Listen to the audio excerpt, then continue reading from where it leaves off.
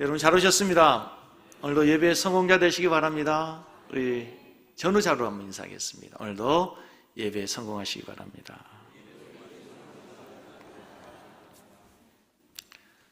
오늘은 특별히 4층에도 하나님의 은혜가 크게 임할 줄로 믿습니다. 은혜 받고 다음 주에는 3층으로 내려오게 될 줄로 믿습니다. 우리 속에 남아있는 것이라는 제목으로 말씀 전하겠습니다. 사람들은 되게 큰 것, 화려한 것을 좋아합니다. 저도 큰 것 좋아하고 화려한 것 좋아하는 거, 그거 누구나 다 갖고 있는 본성 같습니다. 그러나 여러분, 정말 우리의 인생의 중요한 결정, 행복과 또 불행, 성공과 실패를 결정하는 것은 아주 사소한 것, 아주 작은 것에서 결정되는 경우가 많습니다. 사하라 사막을 여행하고 돌아온 여행자에게 기자가 물었습니다. 그 뜨거운 열사의 사막을 여행하면서 가장 힘들었던 것이 무엇입니까? 뜨거운 태양입니까? 목마른 갈증의 그 물이었습니까? 무엇이 가장 힘들었습니까? 여행자가 전혀 의외의 대답을 했습니다. 그 무더운 태양도 아니고 목마른 갈증의 물도 아니었습니다. 가장 힘든 것은 순간순간 신발 속으로 들어오는 모래알, 그 작은 그 모래알이 정말 힘들었습니다. 그 모래알, 조그마한 것이 신발 속에 들어오면 걸음을 걸을 때마다 얼마나 아프고 힘들던지 모래가 가장 힘들었다는 것입니다. 그렇습니다. 여러분, 우리의 삶에도 자세히 보면은 눈에 보이지 않는 것처럼 사소한 것들, 작은 것들이 얼마나 우리를 힘들게 하는지 모릅니다. 우리의 신앙생활에서 우리가 뜻하지 않게 넘어지고 실패한 것들이 아주 작은 것들입니다. 우리의 가정에서도 우리의 인생에서도 때로는 우리가 넘어지는 것이, 자주 실패하는 것들이 사소한 것들, 작은 것 때문이라고 하는 거죠. 오늘 본문도 바로 그런 이야기를 하고 있습니다. 지금 여호수아가 가나안을 정복해 가고 있습니다. 6장부터 여리고성을 정복해 갑니다. 이제 이스라엘 지도를 보면 중부 지역을 정복하고 그 다음에 남부와 북부 지역을 정복해 갑니다. 그런데 오늘 이 전쟁의 마지막이 사실은 11장까지, 6장에서부터 시작된 전쟁이 11장까지에서 끝납니다. 그리고 12장에서부터 계속되는 얘기들은 그동안에 정복한 나라의 왕들, 지역들, 그 이야기를 다루고 있고, 사실 정복 전쟁은 11장으로 끝이 납니다. 그런데 오늘 이제 여호수아는 열심히 전쟁을 했지만 미처 아직 정복하지 못한 땅이 남았다라고 기록하고 있습니다. 11장 21절, 22절 한번 보실까요? 같이 한번 보겠습니다. 그때 여호수아가 가서 산지와 헤브론과 드빌과 아납과 유다 온 산지와 이스라엘의 온 산지에서 아낙 사람들을 어떻게 했어요? 멸절하였고, 그가 또 그 성읍들을 뭐 했습니까? 진멸하여 바쳤으므로 이스라엘 자손의 땅에는 아낙 사람들 하나도 남지 않았습니다. 이렇게 끝나야 되는데 그 다음에 뭐가 나왔어요? 가사, 가드와 아스돗에만 남았다, 이렇게 됐습니다. 세번역 성경에는 오늘 이 본문을 마지막 보면 이렇게 나왔습니다. 오직 가사와 가드와 아스돗을 제외하고 아낙 사람으로 살아간 사람이 없었습니다. 그러니까 아낙 사람들을 다 진멸했는데 세 군데 남았다는 거죠. 가사와 가드와 아스돗이라는 곳이 여전히 블레셋 사람들, 아낙 사람들이 살고 있었습니다. 그런데 오늘 마지막 절 23절을 다시 보십시다. 보시면서 뭔가 이상한가 보십시오. 이와 같이 여호수아가 여호와께서 모세에게 말씀하신 대로 온 땅을 점령하여 이스라엘 지파의 구분에 따라 기업으로 주매 그 땅에 전쟁이 어떻게 해요? 그쳤더라고요. 전쟁이 그쳤답니다.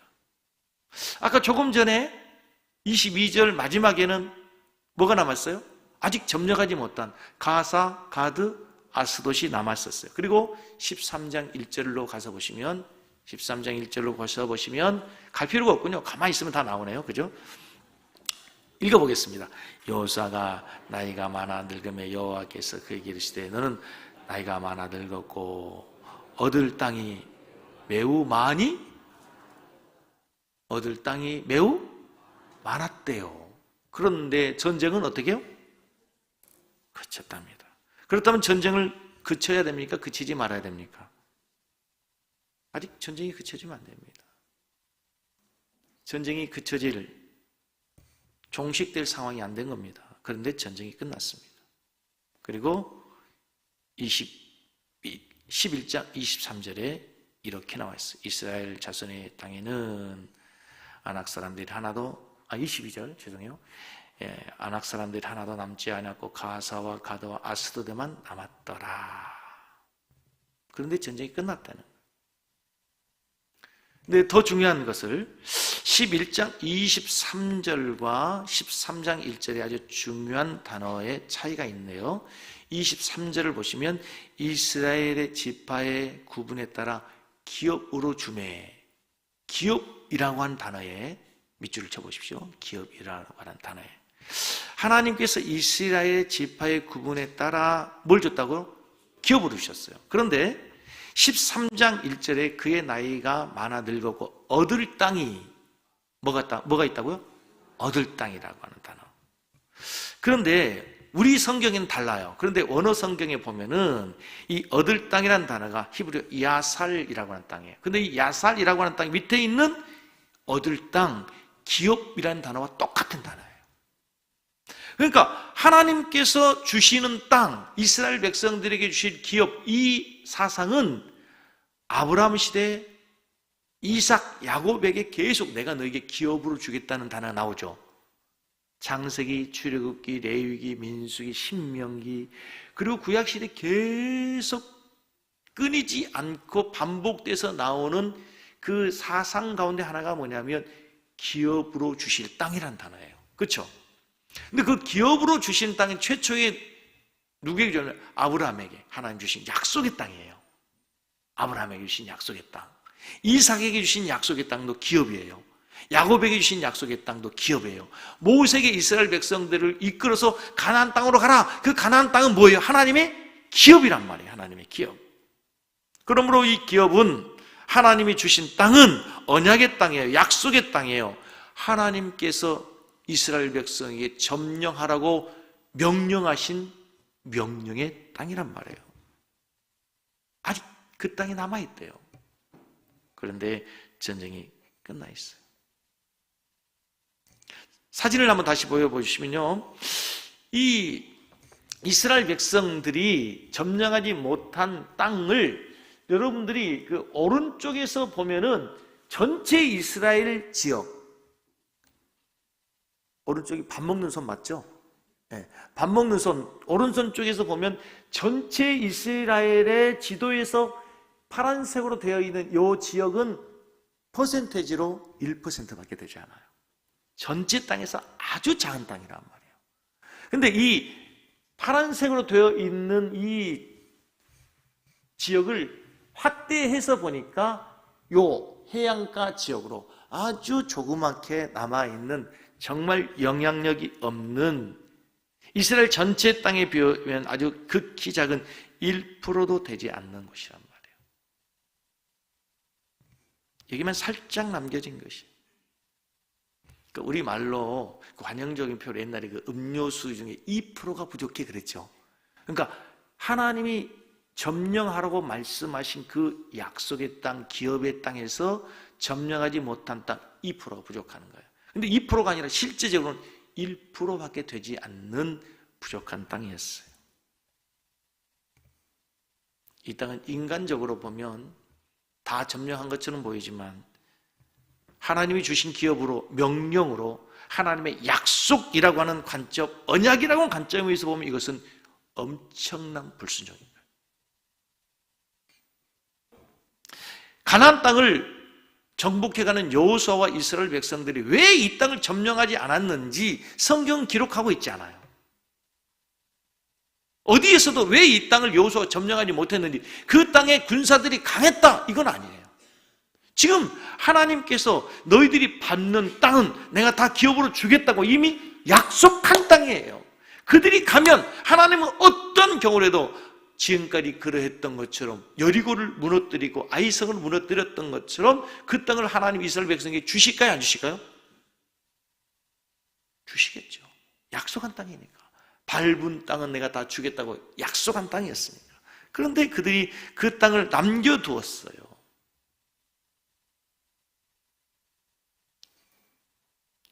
그것을 학자들은 이렇게 생각해요. 그것을 너무 쉽게 생각했다는 거죠. 힘의 논리로 생각하면 그것은 영향력이 없는 거예요. 남겨둬도 아무런 영향력이 없는, 문제가 되지 않는 것으로 생각하는 거예요. 그러나 다시 말씀드리지만 그 땅은 하나님의 기업으로, 하나님의 약속으로 본다면 그 땅은 대단히 중요한 언약의 불순종인 거예요. 언약의 불성취가 되는 거예요. 11장 22절을 보면 역설적으로 표현되는, 대비되는 단어가 있어요. 이스라엘 자손의 땅에는 아낙 사람들이 하나도 남지 아니하였고, 가사와 가드와 아스돗에만 남았더라. 근데 우리의 문법에는 이 단어가 별로 의미가 없이 그냥 남지 않았고 남았다라고 되어 있지만, 히브리어 문법의 기초에 보면은 이 단어는 굉장히 남았다라를 강조하는 문법이에요. 그러니까 성경의 기자는 의도적으로 이스라엘 백성들이 지금 남았더라, 주신 약속의 땅, 기업의 땅, 하나님이 말씀하신 그 땅이 아직도 뭐였다? 남았다. 이스라엘 백성들의 불순종, 그것을 강조하고 있다는 말이에요. 1%밖에 되지 않는 땅, 작은 것이니까 인간의 생각으로, 힘의 논리로, 경제적인 논리로 보면은 그것은 아주 작았기 때문에 소홀히 한 거죠. 그 땅에 남겨진 이유가 뭐예요? 하나님의 뜻입니까? 아닙니다. 하나님께서 이스라엘 백성들을 향해서 왜 그 땅을 멸절하라고 합니까? 거기는 엄청난 죄악의 씨앗이 있기 때문에 그렇죠. 우상 숭배하는 그 죄악의 씨앗을 조금이라도 남겨두면 그 우상 숭배는 누룩과 같이 번져서 언젠가는 이스라엘 백성들에게 엄청난 올무가 될 것이기 때문에 멸절하라고 그랬어요. 그렇죠? 성경에서는 죄를 누룩으로 비유해요. 누룩이 조금만 들어도 가루, 서말, 모든 음식을 다 부풀게 한 것처럼 이 조그만 씨앗이 결국은 이스라엘에 엄청난 영향을 미치는 죄의 씨앗이 되기 때문에 멸절하라는 거예요. 그러나 이스라엘 백성들, 특별히 여호수아와 이스라엘 군대들은 인간의 생각으로 힘의 논리로 봤어요. 이들은 이 힘의 논리로 접근했다가 크게 실패하고 낭패한 적이 있어요. 어디에서? 아이성에서.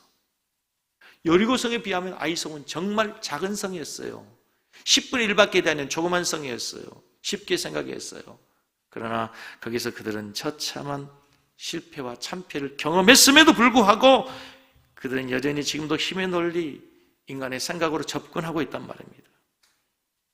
그래요, 그들은 하나님 앞에 엄청난 실수를 범하게 되는 거예요. 그래야 이제 이들이 불순종함으로 주어진 치러야 될 대가가 얼마나 큰지를 성경을 통해 한번 보면은요, 사사기 16장 1절로 2절 말씀에 보면은 이렇게 나와 있습니다. 같이 읽습니다. 삼손이 가사에 가서, 어디 가서?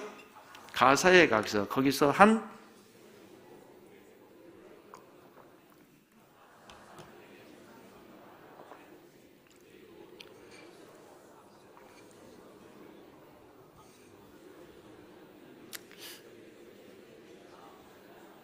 그래서 1절과 2절에서 우리들이 눈여겨보고 우리에게 눈에 들어오는 단어가 있네요. 뭐예요?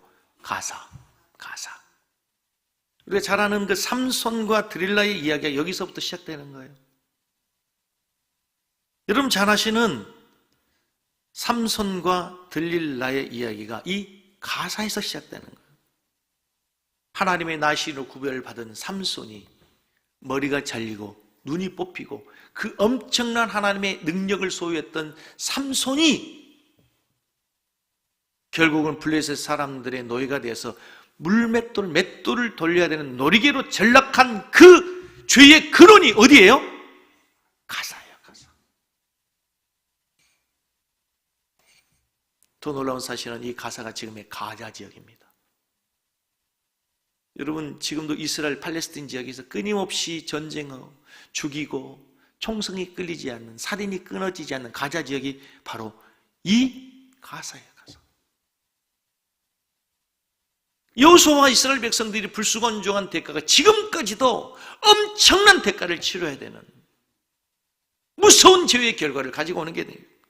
다음으로 가드라는 지역이 어디에 나온가 하면 사무엘상 17장 4절로 5절 보면 블레셋 사람들의 진영에서 싸움을 도두는 자가 나왔는데 그 이름 누구다? 골리앗이다. 근데 골리앗이 어디 사람이다? 가드 사람이라. 가드 사람이라. 여러분 잘 아는 골리앗을 더 이상 얘기할 필요 없잖아요.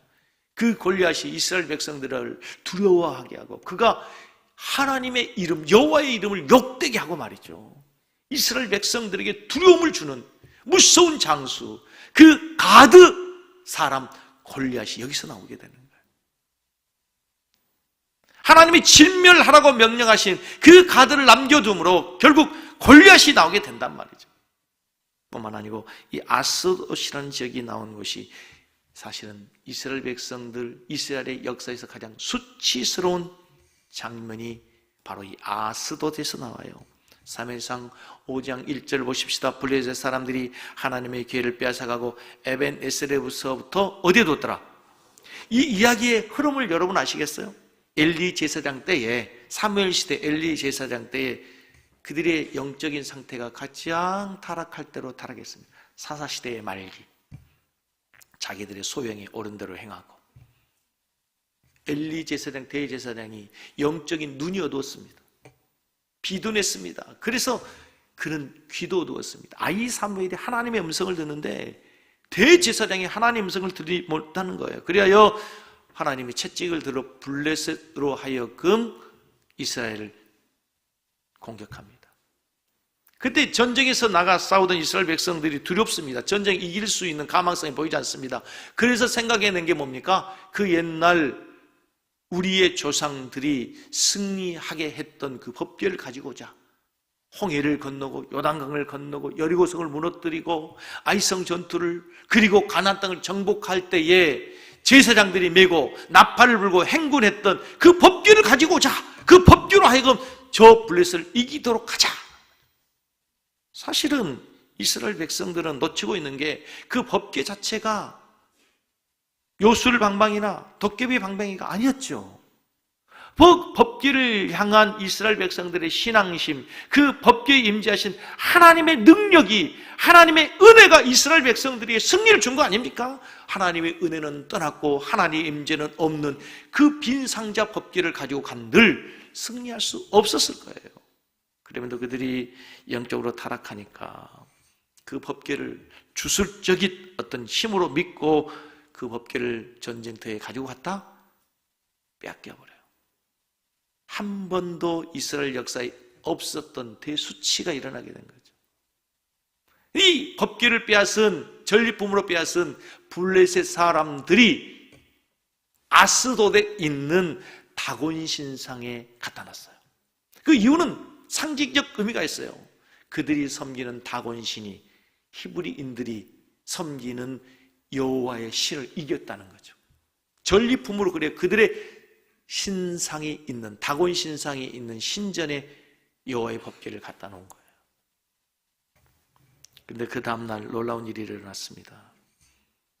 하나님께서 그 수치스러운 모욕적인 상황 속에서 다곤 신상을 심판하죠. 아침 일어나 보니까 다곤 신상들이 다 목이 부러져 넘어져 있고, 그래서 이스라엘 백성들을 향하여서 이스라엘 백성들이 섬기는 그 하나님이 임재하시는 법궤를 이제 우리가 어떻게 할까 고민하다가 그들이 어떻게 해요? 그들의 나라 이스라엘 백성, 그들의 나라로 법궤를 돌려보내기 시작합니다. 여러분, 여기에서 오늘 우리가 중요하게 생각해야 될 것은, 여러분,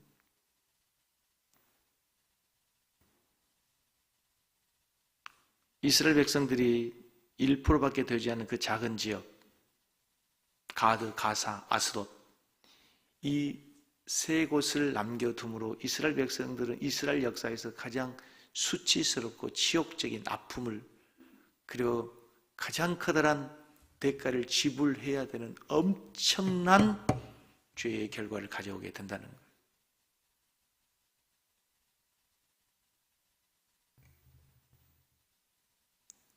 하나님의 나실인, 하나님이 거룩하게 구별하여 세운 삼손이 머리가 잘리고 눈이 뽑히고 쇠사슬에 묶여서 맷돌을 돌려야 되는 수치를 당하게 되고, 골리앗을 통해서 이스라엘 백성들이 믿는 그 하나님 여호와의 이름이 욕되게 되고 치욕과 멸시를 당하게 되고 하나님 없기를 빼앗기게 되는 이 엄청난 대가를 치르게 된 게 뭐예요? 작은 것을 소홀히 하고 하나님의 말씀 앞에 철저히 순종하지 못한 그 작은 불순종이 가지고 오는 엄청난 결과라고 하는 사실이에요. 3, 2, 1, 제로. 1986년 1월 28일 오전 11시 38분 카운트다운이 끝났습니다. 3, 2, 1, 제로. 카운트다운이 끝나자마자 요란한 폭발음과 함께 미 우주선 챌린저호가 하늘을 향해서 날기 시작했습니다. 수많은 사람들이 플로리다주 케네디 우주센터에서 쏘아올리는 챌린저호의 그 발사를 보기 위해서 수많은 사람들뿐만 아니라 세계 각국의 방송사들, 언론인들이 모였습니다. TV를 통해서 전 세계의 사람들이, 그리고 미국 전역의 사람들이 발사 장면을 지켜보고 있었습니다. 그런데 챌린저호가 발사대에서 발사된 지 정확히 73분 후에 하늘 저편에서 삼광과 함께 흰 연기가 피어오르기 시작했습니다. 사람들은 처음에 로켓 추진체가 분리되는 것으로 생각했습니다. 그러나 곧 뭔가 믿지 못할 사건이 발생했다는 것을 알게 되죠.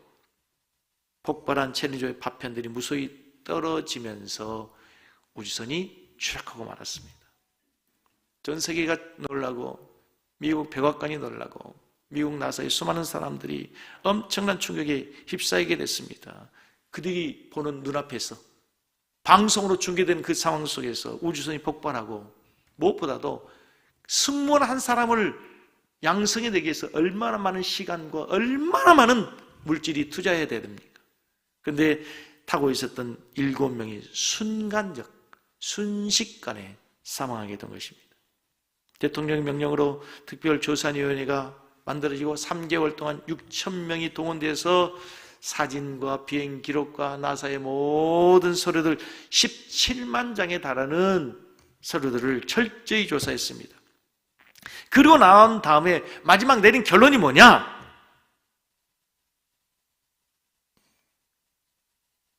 로켓 부스터에 들어간 오일이 새지 않도록 들어가 있는 그 작은 오일링 하나가 문제였다는 거죠. 수많은 기자들이 보는 앞에서 연구소장이 차가운 얼음물 속에 이 오일링을 넣었을 때 오일링에서 문제가 발생됐습니다. 약해지고 부서지는 모습을 보면서 승무원의 7명의 목숨과 그 최첨단 챌린저호가 공중에서 전 세계인이 보는 앞에서 폭발하는 그 처참한 실패는 그 작은 오일링 하나 때문이었다는 거예요.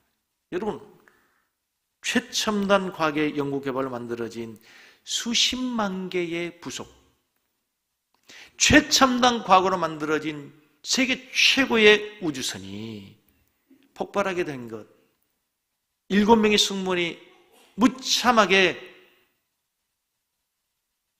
죽게 되는 그 엄청난 비극이 아주 작은 오일링 하나 때문에 엄청난 결과가 오게 되었다는 사실 앞에서 오늘 이스라엘 백성들이 남겨둔 이 작은 불순종의 결과가 이제 이 사사시대를 지나면서, 여호수아시대를 지내고 사사시대를 지나면서 이스라엘이 이렇게 큰 올무가 된다는 거예요.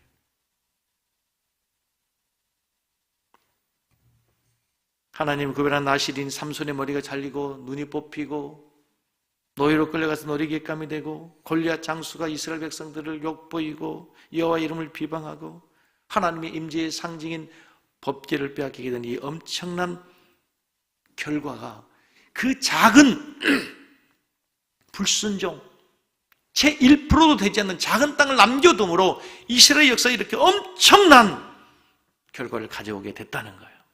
그런데요, 사진을 다시 한번 보여줘 보십시오. 아까 보였던 사진, 지도 사진을 한번 다시 보여줘 보시면요, 작게 보여진 사진을 보시면 여기 보면은 가사, 아스돗, 가드가 있고요. 그러면 아스돗과 가사 사이에는 아스글론이라는 땅을 정복했겠습니까? 안 했겠습니까? 안 했겠죠. 그 지역이 지금 연결되어 있으니까. 그 위에 있는 암멜이라는 곳을 점령했겠습니까? 안 했겠습니까? 안 했겠죠. 근데 왜 성경은 가사, 아스글론, 아스돗, 암델, 가드라고 하는 이름을 전체 쓰지 않고 세 곳, 특별히 세 곳만을 기록했을까요? 더 많은 장소가 있었음에도 불구하고 특별히 이 세 곳을 기록한 것은 이스라엘 역사에 있어서 이 장소가 이스라엘이 준 실패, 아픔, 가장 큰 곳이라는 거죠. 가장 수치와 가장 멸시와 가장 큰 아픔의 대가를 지불하게 되는 곳이 바로 이 세 장소일 뿐만 아니라 이 블레셋은 이스라엘 역사에 계속해서 가장 이스라엘을 힘들게 하고 가장 아프게 하는 가시와 같은 존재가 이 블레셋이에요. 블레셋. 만약에 이스라엘 백성들이 여호수아가 이 블레셋 세 곳을 그냥 점령해 버렸다면 블레셋은 역사에서, 이스라엘 역사에서 사라져 버렸을 거란 말이에요. 오늘 이 본문의 말씀을 하나님께서 기록한 이유가 뭐예요? 하나님의 말씀에 대한 철저한 순종이라는 거예요. 금은 99%면 순금이지만 하나님의 말씀에 대해서는 99%는 불순종이라는 거예요. 우리 집사님 한 분 중에 질병의 치료를 하고 있습니다. 암과의 싸움을 하고 있는데 암세포가 99.9%가 치료가 되는데 0.1%가 되지 않았어요. 치료입니까? 완치입니까? 아직 치료가 되지 않은 겁니까? 0.1% 이것 아직 치료되지 않는 겁니다. 그것 때문에 지금도 계속적인 치료를 해야 되는, 죄가 그렇다는 거죠. 죄의 바이러스가 그렇다는 거예요. 우리의 신앙이 그렇습니다, 여러분. 그래서 우리 신앙에서 매일 훈련해야 되는 건 무엇입니까? 오늘 순종하고 다음날 불순종하는 것은 불순종의 신앙이 되고 마는 거예요. 그래서 매일매일 오늘은 우리가 또 이 말씀을 들으면서 또 다짐하고 결심하는 거죠. 순종, 순종, 순종을 해야 되겠다. 그래서 집에서 강아지 이름을 바꾸라 그랬잖아요. 뭘로? 순종으로 바꾸라 그랬잖아. 그 강아지를 부르죠. 순종아 하면서 불순종하지 못한 여러분을 보시라고. 앞으로 제가 여러분 집에 가가지고 강아지에서 무조건 순종이라고 불러봐가지고 그 강아지가 반응을 하면, 김남준 목사님 책에 이런 이야기가 있어요. 어느 도시 우범지대에 가난한 그 슬럼가에 한 소년이 살고 있었습니다.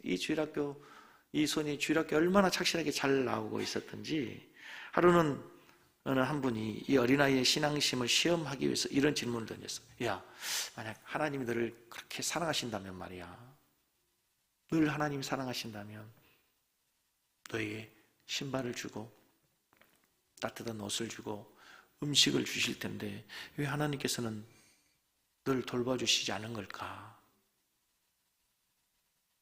하나님께서 누군가를 시켜서 너에게 이런 것들을 주라고 말씀하실 텐데 너를 사랑하신다면, 근데 왜 하나님께서는 너에게 이런 걸 주시지 않을 걸까? 이 질문에 소년이 잠시 동안 생각이 담깁니다. 잠시 후에 눈물을 글썽이면서 이렇게 대답하는 거예요. 아니에요, 아저씨. 하나님께서 분명히 그 사람들에게 그렇게 하라고 말씀하셨을 거예요. 성경에서 하나님께서는 가난한 자들에게 먹을 것과 입을 것을 주라고 하셨거든요. 그런데 그 사람들이 그 하나님 말씀을 잊어버린 거예요.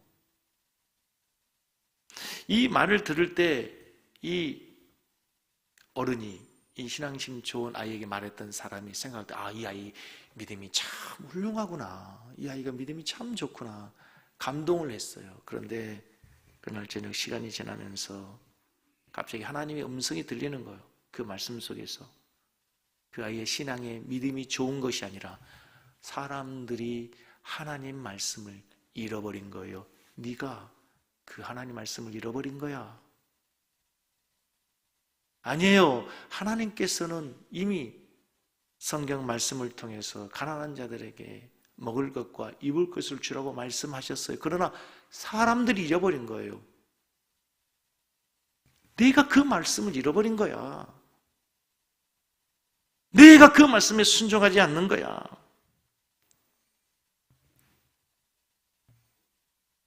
하나님께서는 오늘 우리에게 말씀하십니다.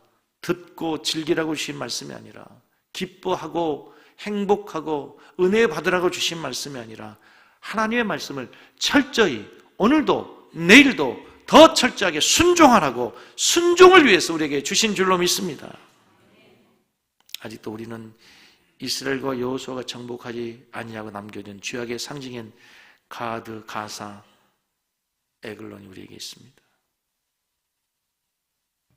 우리 안에 아직도 불순종한, 하나님 말씀에 철저히 순종하지 못한 가사, 가드, 아스돗이 있단 말이에요. 우리를 하나님 앞에 좀 더 가까이 가게 하지 못하고 좀 더 거룩한 하나님의 사람을 성숙하게 하는데 걸림돌이 되는 그 무엇, 그게 아직 우리가 정복하지 못한 이스라엘 백성들이 불순종한 가사와 가스와 가드와 아스돗이라는 거예요. 우리의 삶 속에 남겨둔 그 1%가, 그 힘의 논리가 우리를 좀 더 하나님 앞에 가까이 가지 못하게 하는 거예요. 우리의 불순종, 우리가 아직 정복하지 못한 우리의 마음의 1%, 하나님께 온전히 드리지 못한 내 생각 1%, 그것이 결국 우리의 신앙을 때로는 무너지게 하고 우리의 가정을 무너지게 하고 때로는 우리의 교회를 무너지게도 할 수 있는 무서운 결과를 가져온다는 사실을 믿으시기 바랍니다. 내가 순종하지 못한 그 1%가 하나님의 자녀의 권세를 누리지 못하게 하는 죄의 결과로 나타나게 된다는 것이에요.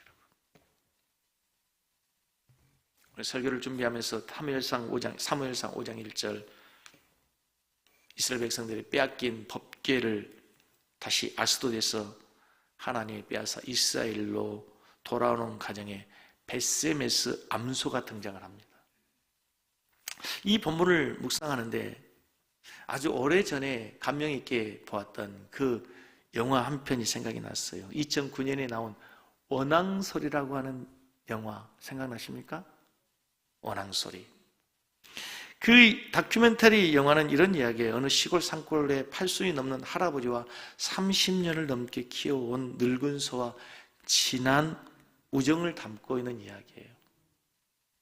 이제는 걷기도 힘들고 소리도 잘 듣지 못하는 할아버지에게 평생을 함께 해온 이 늙은 소의 원앙소리는, 원앙소리가 뭔지는 아세요? 소 여기 목에 달고 있는 소리 나는 그 방울이 있잖아요. 그 원앙소리는 오랜 세월 그 소와 할아버지의 우정, 의리, 그리고 자신의 일을 끝까지 감당해온 헌신을 알리는 방울소리예요. 할아버지는 어느 날 결국 소가 일어나지 못하고 마지막 거친 숨을 몰아쉬면서 죽어갈 때 평생을 함께한 자기의 친구, 그 소에 대해서 수고한 고마움에 대한 아쉬움에 눈물을 흘리면서 짧은 외마디 마지막 이야기를 합니다. 좋은 데로 가라. 좋은 데로 가라. 근데 이 사무엘상 6장 보시면서 우상을 숭배하는 이스라엘 백성들이 말씀에 불순종하고 법궤를 빼앗기고 법궤가 돌아올 때에 정말 이 법궤가 하나님께로부터 온 것이고 우리에게 내린 재앙이 하나님의 재앙인지 알아보기 위해서 그 블레셋 사람들이 고안에 낸 법궤를 돌려보내는 방법이 뭐예요? 젖 나는 소, 새끼가 있는 젖을 먹이는 그 암소 2마리를 가지고 수레에 실어 법궤를 끌고 가게 하는 거예요. 이 말은 무슨 얘기냐면 동물들은 본능적으로 사람도 그렇고 동물들도 새끼에 대한 본능이 누구에게나 있어요. 그렇죠? 젖나는 소가 있다고 하는 이 암소는 새끼를 두고 절대로 먼 길을 떠나지 않아요. 새끼를 버릴 수가 없단 말이에요. 그런데 이 젖나는 2마리 암소가 하나님의 법궤를 끄는 수레를 가지고 끝까지 좌우로 치우침이 없이 벳세메스를 향해 울면서 갑니다. 성경에는 울었다는 소리는 없어요. 그러나 분명히 울었을 거예요. 새끼를 두고 떠나는 암소가 왜 울지 않았겠어요? 새끼를 두고 먼 길을 떠나는 이 벳세메스로 가는 암소가 젖을 떼지 못한 새끼들을 보면서 울고 하나님의 거부할 수 없는 강권적인 손길에 울고 나 같은 미물에 불과한 이 소가 하나님의 거룩한 법궤를 끌고 간다는 그 영광스러움에 울고 그 원앙 소리가 들렸을 거란 말이에요.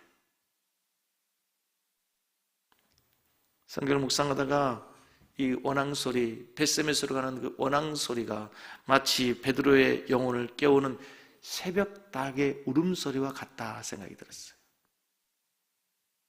베드로는 새벽닭 울음소리를 듣고 내가 나를 3번 부인할 것이라는 하나님의 음성이 들었어요. 그래서 통곡하며 울고 회개했지 않습니까? 오늘 이스라엘의 불순종으로 인해서 3가지의 작은 땅, 아주 작은 땅, 영향력 없는, 보이지 않는 그 땅의 불순종함으로 결국은 하나님의 법궤를 빼앗기게 되는 이스라엘 백성들을 향해서 벳세메스로 가는 그 암소의 원앙 소리가 우리에게 베드로에게 들리는 새벽닭 울음소리와 같아요.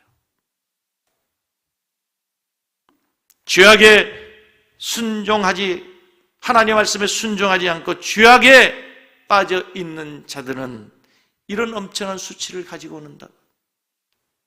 엄청난 수치의 대가를 지불해야 되고 불순종의 대가는 이렇게 수치스러운 지옥의 결과를 가지고 오게 된다는 엄청난 하나님의 음성이 우리에게 들리는 거거든요.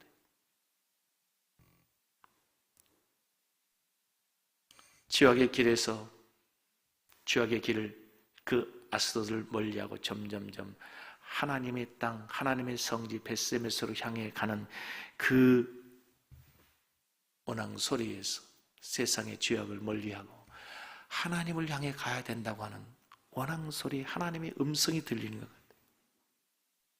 성경에서는 이 벳세메스로 가는 암소가 차오르나 오르나 치우치지 아니하고 갔다라고 표현하는 것처럼 표현하는 그 모습에서 우리가 우리의 사명의 길을 가면서 세상의 그 어디에도 좌우로나 우로나 치우치지 않냐고 부르심의 상을 향해서 주님이 가셨던 그 길을 묵묵히 가야 한다고 하는 하나님의 원앙 소리로 우리에게 들려지기를 주의 이름으로 간절히 축복합니다. 한 주간도 살아가면서 하나님 말씀 앞에 더 철저히 순종하고 벳세메스로 가는 그 암소처럼 죄를 뒤라고 하나님을 향해서 주님이 가셨던 그 십자가의 길을 묵묵히 따라 걸어가는 우리 모든 성도들의 삶이 되었으면 좋겠습니다.